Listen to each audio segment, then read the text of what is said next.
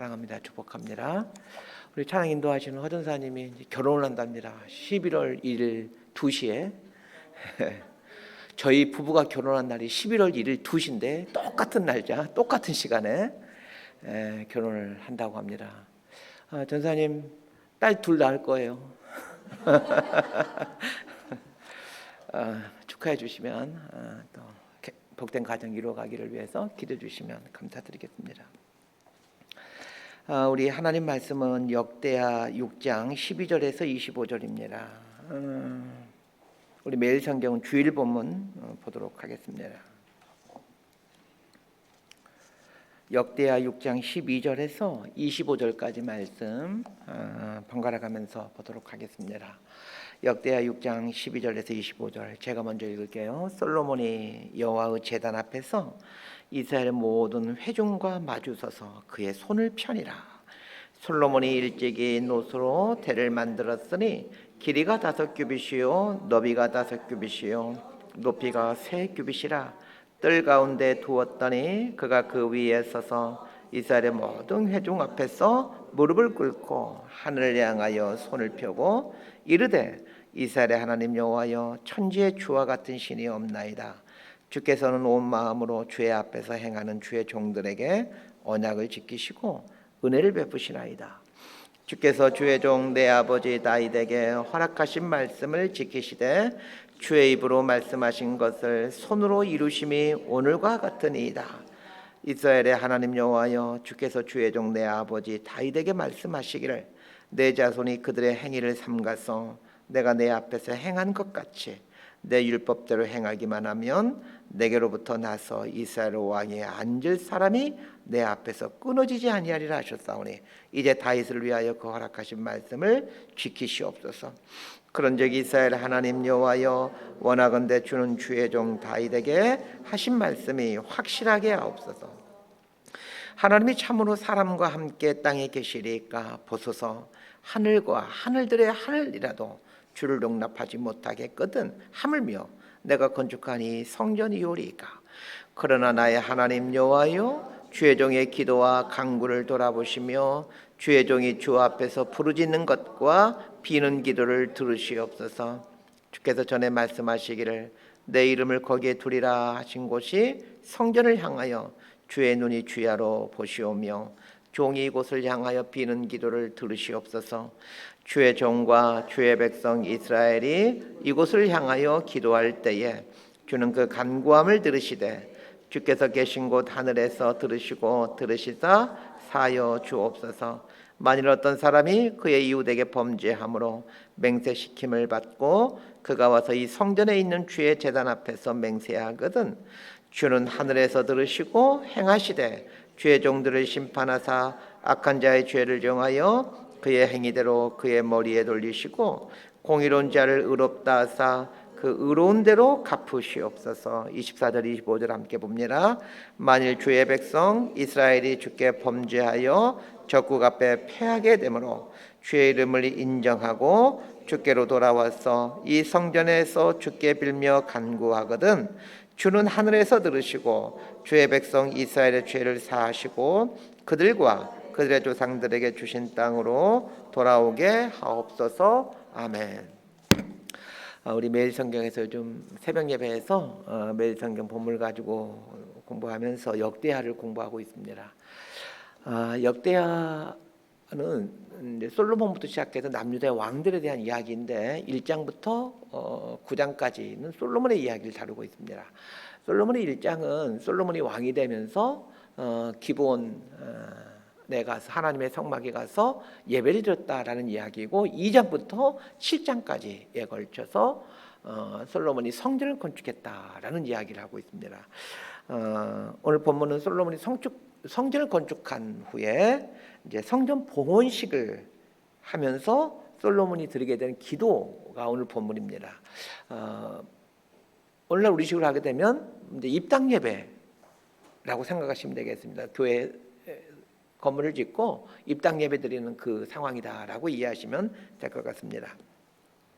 자, 오늘 본문은 이제 솔로몬이 드리게 되는 기도인데 이 기도는 사실 우리 그리스도인들이라면 다 하죠. 뭐 세상 사람들도 또 기도하는 분들도 많이 있죠. 자, 기도가 쉬운 것 같으면서도 모든 사람들이 하기 때문에 기도가 쉬운 것 같은데도 또 어찌 생각해 보면 기도가 어렵습니다. 그래서 기도는 배워야 하는 겁니다. 예수님께서도 제자들에게 기도를 가르쳐 주셨습니다. 제자들이 기도를 어떻게 할지 몰랐기 때문에 가르쳐 주셨겠죠? 그런 게 아닙니다. 유대인들이라면 기도를 못할 사람이 없지요. 태어날 때부터 기도하는 법을 배워갑니다. 그런데 예수님은 제자들에게 기도를 가르쳐 주시죠. 그러면 왜 예수님은 제자들에게 너희는 이렇게 기도하라 라고 하면서 기도를 가르쳐 주셨던 것일까요? 기도에 너무 익숙하고 기도가 습관이 된 제자들에게 왜 기도를 가르쳐 주셨던 것일까요? 기도를 하는데 좀 이상하게 기도할 수 있기 때문에 그렇습니다. 그래서 기도는 배워야 하는 겁니다. 기도에 대한 참 좋은 책이 그 김영곤 교수님의 사김의 기도라는 책이 있습니다.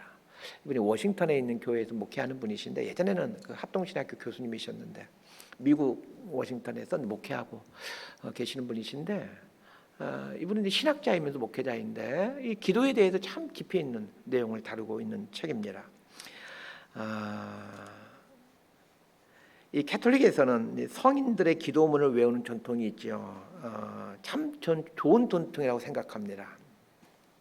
예를 들면 우리가 잘 알고 있는 그 성 프란치스코의 주여 저를 평화의 도구로 사용하옵소서, 아주 유명한 기도문이죠.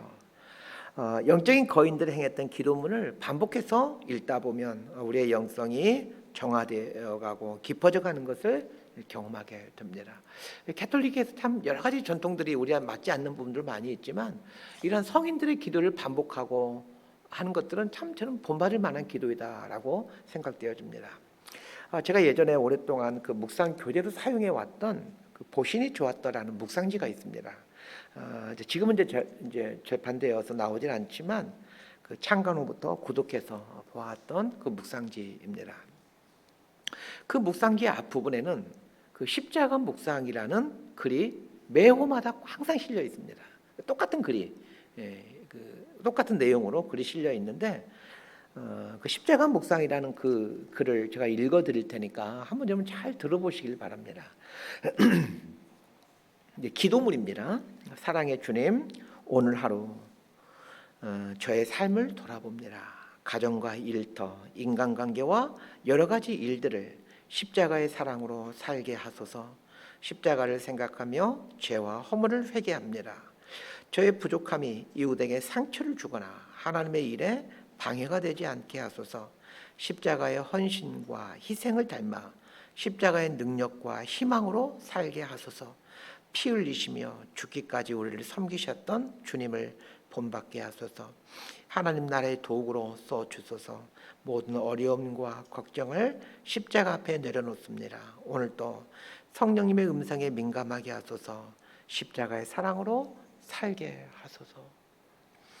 참으로 멋진 기도문이라는 생각이 듭니다.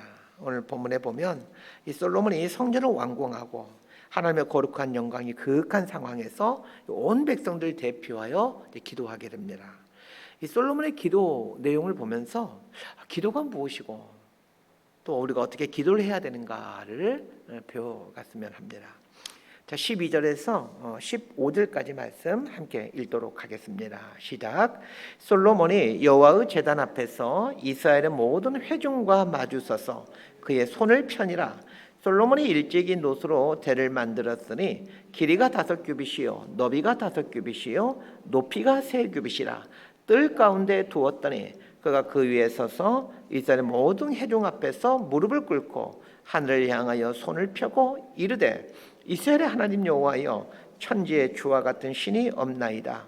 주께서는 온 마음으로 주의 앞에서 행하는 주의 종들에게 언약을 지키시고 은혜를 베푸시나이다. 주께서 주의 종 내 아버지 다윗에게 허락하신 말씀을 지키시되 주의 입으로 말씀하신 것을 손으로 이루심이 오늘과 같으니이다. 솔로몬이 어디에서 기도하고 있는지를 보셨으면 합니다. 솔로몬이 기도하는 장소는 여호와의 제단 앞에서입니다. 12절 보면 그렇게 나와 있죠. 솔로몬이 여호와의 제단 앞에서. 여호와의 제단이란 번제단을 의미합니다. 번제단은 어떤 것입니까? 나의 죄를 대신해서 그 제물되는 짐승이 피를 흘리는 곳이며 동시에 하나님의 용서의 은혜가 임하는 곳이 번제단입니다. 기도하는 장소가 참 중요합니다. 그렇다고 우리도 기도할 때 반드시 번제단 앞에서 기도해야 된다, 그런 말이 아닙니다.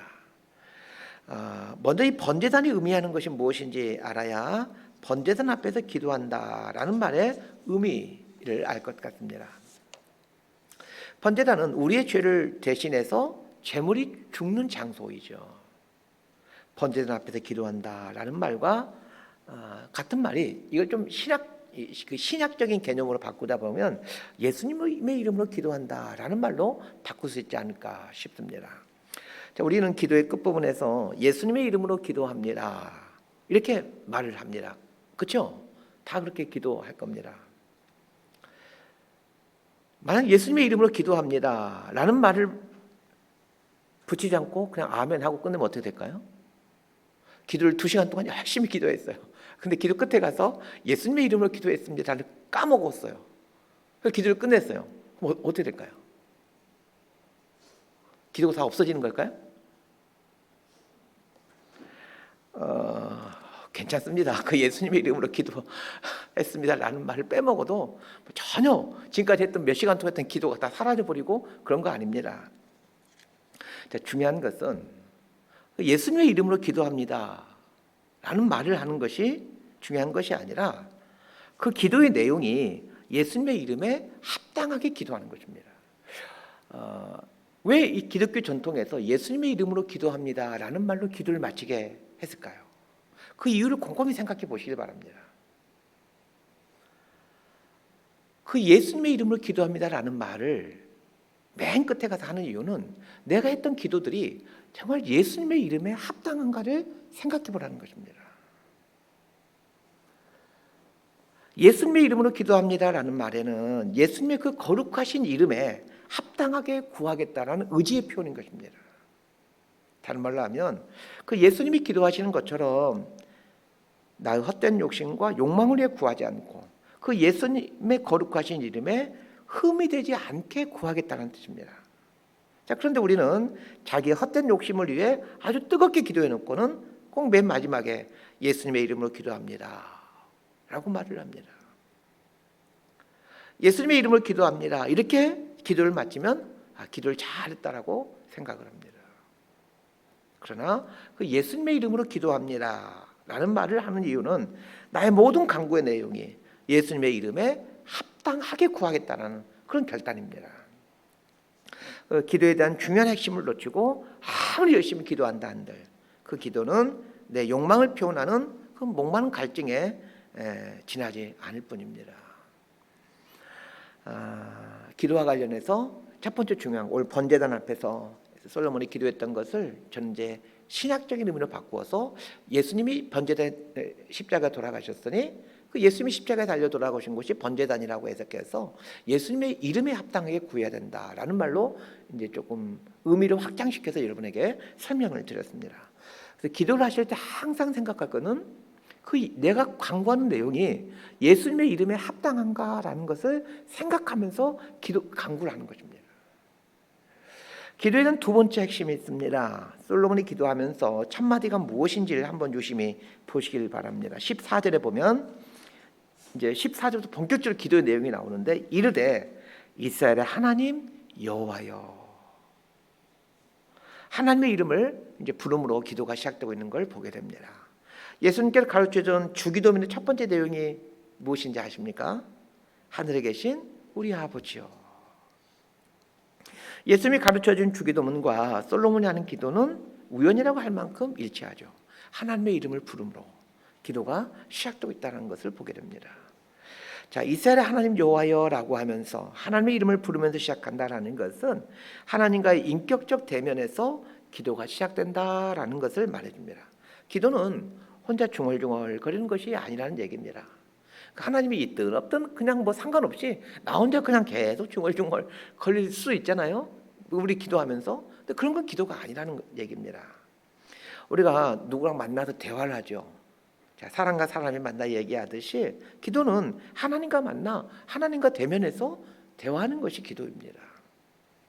나라는 인격과 하나님의 인격이 만나 그 만남 속에서 소통이 이루어지고 그 만남 속에서 어떤 감정이 오가게 하는 것, 이런 게 기도입니다. 우리가 누구 만나가지고 차 마시면서 얘기하지 않습니까? 그런 것처럼 그냥 하나님을 만나서, 나와 하나님을 만나서 이런저런 얘기를 하고 내 어려움도 얘기하고 내 소원도 얘기하고 이렇게 됐으면 좋겠어요. 이렇게 얘기해가는 것, 이런 것이 기도라는 것입니다. 우리 여자분들이 이제 수다를 떨면서 자신도 모르게 스트레스가 풀리고 막 치유가 될 때가 많이 있죠. 안 그러세요? 우리 막 만나면서 수다 떨면서 치유되고 회복되고 스트레스 풀리고 그렇게 하잖아요.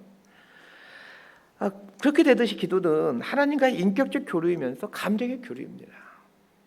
수다를 떨면서 왜 스트레스가 풀리는 것일까요?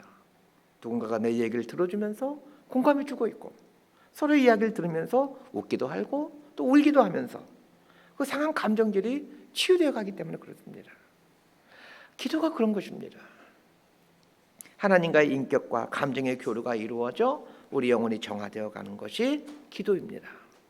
그래서 아무것도 구하지 않고도 사실은 깊은 기도를 할 수가 있는 것이죠. 우리가 사람과 만나서도 어떤 경우는 아무 말하지 않고 서로가 그냥 마주보고 있어도 상당히 치유되고 스트레스 풀리고 감정의 그 따뜻함을 느끼고 돌아오는 경우도 있지 않습니까? 많은 말을 하지 않고도 짧은 몇 마디만 하고서도 따뜻한 이런 만남을 갖고 돌아오는 경우도 종종 있습니다. 우리는 기도와 관련해서 성과의 측면에서 기도의 성패를 판단하려고 합니다. 무슨 말이냐면 많은 내용을 아주 유창하게 강구를 했다라면 내가 충분히 기도를 잘했다라고 생각하고 많은 내용들을 구하지 못하면 좀 실패하는 기도, 조금 깊지 못한 기도라고 생각하기 쉽습니다. 그러나 그런 게 아닙니다. 기도는 얼마나 많이 구했느냐가 중요한 것이 아니라 하나님과 인격과 감정의 교류가 이루어져서 그 안에서 영혼이 회복되고 영혼이 맑아지고 내 눈과 마음이 예수님의 눈과 마음으로 변해가는 것이 기도의 핵심입니다. 여러분, 말을 많이 한다고, 기도를 많이 한다라고 그게 뭐 기도를 참 잘한 게 아닙니다. 가끔 이런 생각을 해보곤 합니다. 좀 설교 시간에 누굴 좀 디스하는 게 조금 그렇긴 하지만 어떻게 아는 목사님 한 분 계시는데 이분은 이렇게 만나면 말을 쉬지 않고 끝까지 합니다. 몇 시간을. 그럼 참 공허할 때가 많아요. 계속 이상한 얘기를 듣다가 와야 되거든요. 좀 만나기 싫은 거예요. 우리 같은 이제 용인에서 목회하시는 목사님이신데, 여기 목사님이 이제 식사를 대접한다고 이 목사님이랑 몇 분 목사님을 초대해가지고 식사를 하는데 한 3시간 가까이 이제 밥을 먹는데 3시간 동안 이분이 혼자 얘기를 하고 다른 목사님이 계속 듣기만 하고. 그래서 내가 참 이분과 가끔 만나야 될 때가 있는데 만나고 싶지 않다. 이런 생각이 들 때가 많습니다. 혹시 기도도 우리가 그렇게 하고 있는 건 아닐까 생각합니다. 혼자 계속 하나님께 얘기하는 거예요. 하나님의 말씀을 듣지 않고 하나님의 지금 어떤 반응을 보이는지 하나님의 마음이 어떤지를 헤아려보지 않고 혼자 나만 막 말하고 있는 것은 아닌지, 그리고는 나 오늘 기도 잘했다 이렇게 생각하고 있는 건 아닌지 돌아봤으면 합니다. 좋은 기도가 되기 위해서는 반드시 하나님과의 그 인격적 대면이 있어야만 합니다. 이스라엘의 하나님 여호와여 라는 말의 의미는 하나님과의 인격적 대면이 시작되고 있다는 것을 말해주는 것입니다. 하나님 앞에 바른 기도를 하기 위해서는 반드시 알아야 할 것이 있습니다. 하나님이 어떤 분인지를 알아야 합니다. 그래서 기도를 들어보면 그 기도자가 하나님에 대해서 얼마나 깊이 알고 있는지를 알게 됩니다. 제가 대학생 때 그 성경 공부하면서 저를 양육해준 선배님이죠. 지금은 온누리교회 담임 목사님이신데 이분 이제 기도에 대해서 가르친 말씀이 제가 잊혀지지 않는 말씀이 있습니다. 저한테 이런 말씀하셨어요.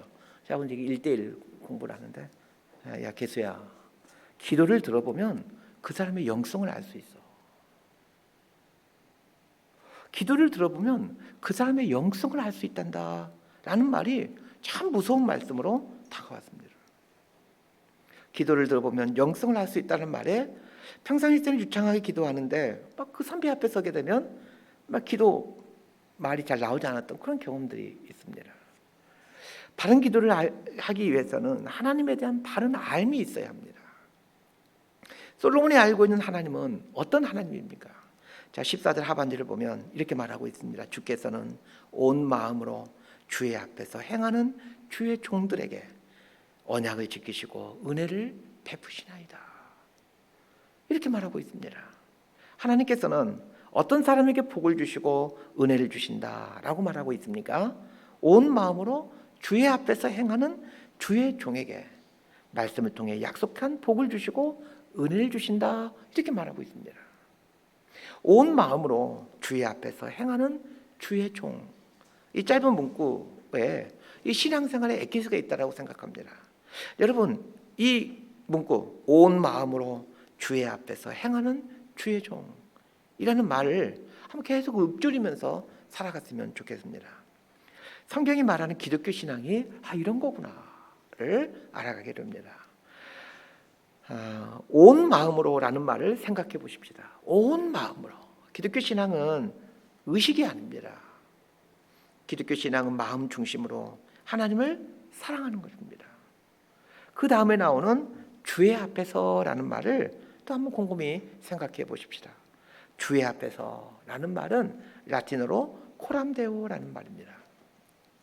중세시대 이 부패한 가톨릭의 그 거대한 종교 권력에 맞서서 목숨을 걸고 종교개혁을 했던 그 종교개혁자들의 마음을 불붙게 했던 말이 코람데오라는 말입니다. 하나님 앞에서. 언젠가 그 골든벨, 지금은 이 프로그램 하는지 잘 본 적이 없는데 이 골든벨이라는 텔레비전 프로그램을 보다가 참 아주 가슴 뜨거운 아주 흐뭇한 광경 하나를 보았습니다. 이제 그 학교들이 고등학교들 돌아가면서 막 나오지 않습니까? 군포에 있는 한 고등학교입니다. 그 최후의 1인자가 되게 되면 처음에는 이제 이렇게 바닥에 앉아가지고 학생들이 답을 써가지고 이렇게 이제 문제를 풀다가 최후의 1인자가 되게 되면 그렇게 이제 무대 중앙으로 나와가지고 골든벨이 위에 있고 딱 있는 그 무대 중앙으로 나와서 자기 칠판을 들고 거기다 답을 쓰지 않습니까? 보신 분들은 제가 무슨 말 하는지 아실 겁니다. 그 학생의 보통 학생들이 보게 되면 그 자기 답을 쓰는 칠판에다가 뭐라고 쓰냐면 친구, 엄마 아빠 사랑이 아니면 친구, 야 누구야 우리 이번에 골든벨 울리자 뭐 이런 식으로 막 여러 가지 이제 막 말들을 이렇게 쓰죠. 그런데 한 남학생이었는데 그 친구 그 칠판에 우측 상단에 큼직함하게 이런 글씨가 써 있는 겁니다. 코람데오. 맨 마지막까지 혼자 남아서 문제를 풀기 때문에 카메라가 이제 이 친구만 계속 비칠 수밖에 없잖아요. 최후의 1인자니까. 그 고등학생이면 아직 뭐 고등학교 2학년 정도 되겠죠. 보통 골든벨에 나오는 아이도 고등학교 2학년 나오니까. 근데 고등학생 2학년은 아직 어린 나이인데 그 자신의 삶의 좌우명을 코람데오 이렇게 정하고 그 문제를 풀고 있는 걸 보면서 좀 가슴이 뛰었습니다. 막 흥분이 되고 막 혼자 막 기도가 나오더라니까요. 제 꼭 골든벨 울렸으면 정말 좋겠다. 하나님 골든벨 울리게 해주세요. 뭐 이렇게 막 기도가 나올 수밖에 없는 뭐 그런 모습이었습니다. 그러면서 속으로 생각했습니다. 너는 잘 될 수밖에 없을 것 같다. 그런 정신 갖고 살면 너 참 잘 된다. 저는 그 아이의 이름을 지금 이제 잊어버렸지만 참 그 아이 참 잘 될 거라 생각합니다. 행하는 이라는 말을 이제 생각해 보십시다. 신앙은 마음에서 멈추는 것이 아닙니다. 온 마음으로 하나님을 사랑하는 것이 삶으로 드러나는 것, 이게 신앙입니다. 행한다라는 말은 산다라는 말입니다. 그 다음에 나오는 단어 종들에게라는 말을 생각해 보십시다. 신앙이란 하나님 앞에서 종이 되어 사는 것입니다. 종과 가장 밀접한 단어가 있다면 순종, 복종 이런 말일 겁니다. 그렇다면 하나님 앞에서 바른 삶, 바른 신앙이 무엇인지를 정의할 수 있게 됩니다. 온 마음을 다해 하나님 사랑하며 하나님 앞에서 하나님 뜻에 순종하며 사는 삶, 이렇게 정의해 보면 아주 근사한 정의가 되지 않을까 싶습니다. 자, 우리의 인생 고민이 이 고민이어야 되지 않겠습니까? 어떻게 하면 하나님을 온 마음을 다해 사랑할까? 어떻게 하면 하나님 앞에 내 자신을 세워놓고 하나님의 뜻에 순종하며 살아갈까? 이런 고민이 우리 매 순간의 고민이요, 묵상의 주제가 되어야 하지 않겠습니까? 자, 이런 고민을 내 인생의 가장 중요하고 본질적인 인생 고민으로 묵상의 주제로 삼고 살아가는 사람에게 하나님께서 어떤 복을 주시는지, 자, 오늘 본문을 통해서 보았으면 좋겠습니다. 말씀에서 약속해준 갖가지 복들을 주신다라고 나와 있습니다. 하나님이, 자, 이런 하나님이라는 것을 알고 신앙생활을 하고 있다면, 자, 우리의 기도는 이제 상당 부분 달라지게 될 겁니다. 내가 받고 싶은 것, 내가 갖고 싶은 것을 구하기 전에 내가 변해야 될 것을, 내가 하나님 앞에서 어떤 자세로 서가야 될지, 내가 어떻게 바뀌어야 될지, 이런 것들을 먼저 구하게 됩니다. 16절에 보시면 이스라엘의 하나님 여호와여, 주께서 주의 종 내 아버지 다윗에게 말씀하시기를 내 자손이 그들의 행위를 삼가서 내가 내 앞에서 행한 것 같이 내 율법대로 행하기만 하면, 이렇게 나오죠. 솔로몬은 하나님께서 다윗에게 해준 그 말씀을 붙잡고 기도합니다. 그런데 하나님께서 다윗에게 해줬던 약속이 무엇입니까? 네 자손이 자기 길을 삼가서 네가 내 앞에서 행한 것 같이 율법대로 행하면 이스라엘의 왕위가 끊어지지 않도록 하겠다라는 약속입니다. 이스라엘의 왕위가 끊어지지 않는다라는 말은 나라가 번창하고 부흥한다라는 말입니다. 번창과 부흥을 위해서 기도한다라고 그렇게 되는 것이 아니라 하나님 앞에서 다윗처럼 살게 되면 나라가 견고해지는 거죠. 솔로몬이 다윗에게 준 하나님의 약속을 붙잡고 기도하고 있는데, 이것은 솔로몬이 다윗처럼 행위를 삼가고 말씀에 순종하는 삶을 살겠다라는 결단의 표시입니다. 그러면서 이스라엘 백성들에게 지금 대표 기도하면서 암묵적으로 가르치고 있는 겁니다. 하나님이 주시는 복을 누리고 싶으냐? 하나님이 주시는 부흥과 형통의 복을 누리고 싶으냐? 그러면 행위를 삼가서 다윗의 길로 가고 하나님 말씀에 순종하는 삶을 살아라, 그런 뜻입니다. 솔로몬은 왕으로서 이스라엘의 왕위를 견고하게 만들어야 되는 책임이 있는 사람입니다. 이스라엘의 왕위를 견고하게 만들기 위해서는 행동을 삼가고 하나님 말씀에 순종하는 삶을 살 때 가능해집니다. 행동을 삼간다라는 말은 하고 싶은 대로 내 본성대로 살지 않는다라는 말입니다. 삼간다라는 말은 샤마르라는 말인데, 이 말의 뜻은 감시하다라는 뜻이 담겨 있습니다. 자신의 행동을 자신이 매 순간 감시한다라는 말입니다. 사람이 없을 때, 나 혼자 있을 때에, 어두운 밤에 혼자 있을 때, 그때 내가 하게 되는 행동, 품게 되는 생각, 그런 것들을 내 스스로가 감시한다라는 말입니다. 여러분의 가문이 부흥하고 번성하게 되는 비결이 여기에 있습니다. 여러분이 여러분의 행동을 감시하시길 바랍니다. 혼자 있을 때 여러분의 행동을 감시하십시오. 왕은 사실 감시하는 사람이 없죠. 그래서 망하기 쉬운 사람이 왕입니다. 감시하는 사람이 있으면 좀 망하지 않게 되는 장치들이 있기 때문에 망하지 않게 되는데, 왕은 감시하는 사람이 없기 때문에 망하기 아주 쉬운 사람입니다. 망하지 않기 위해서는 자기가 자기를 샤마르, 감시해야 합니다. 자기 자신을 감시하는 것을 게을리하는 순간 타락이라는 놈은 금세 알아차리고 나에게 찾아오게 됩니다. 말씀 정리합니다. 기도는 여호와의 제단 앞에서 하는 것입니다. 여호와의 제단에서 기도한다라는 현대적인 의미는 예수님의 이름으로 기도한다라는 말로 제가 바꾸어서 설명드렸습니다. 예수님의 이름으로 기도한다라는 말은 예수님의 이름에 합당하게 기도한다라는 말입니다. 기도의 가장 중요한 원칙이 예수님의 이름에 합당하게 구하는 것입니다. 이 두 번째 알아야 될 것이, 기도는 하나님과의 인격적 대면, 대화, 만남이라는 것입니다. 이스라엘의 하나님 여호와여, 하늘에 계신 우리 아버지요, 이렇게 부르는 것은 하나님과의 인격적 만남이 기도라는 것을 말해주기 위함입니다. 인격적 만남을 통해서 감정이 교류되고 인격적 만남을 통해 회복과 치유가 일어납니다.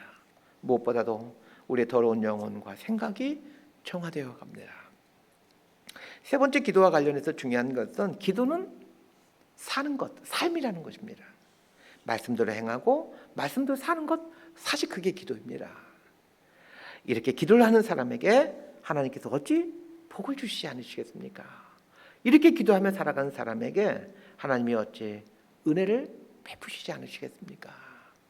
저희 여러분의 삶에 이런 은혜와 이런 복이 흘러넘치게 되기를 진심으로 소망하고 축복합니다. 기도하겠습니다. 하나님 아버지, 오늘 또 기도에 대해서 배웠습니다.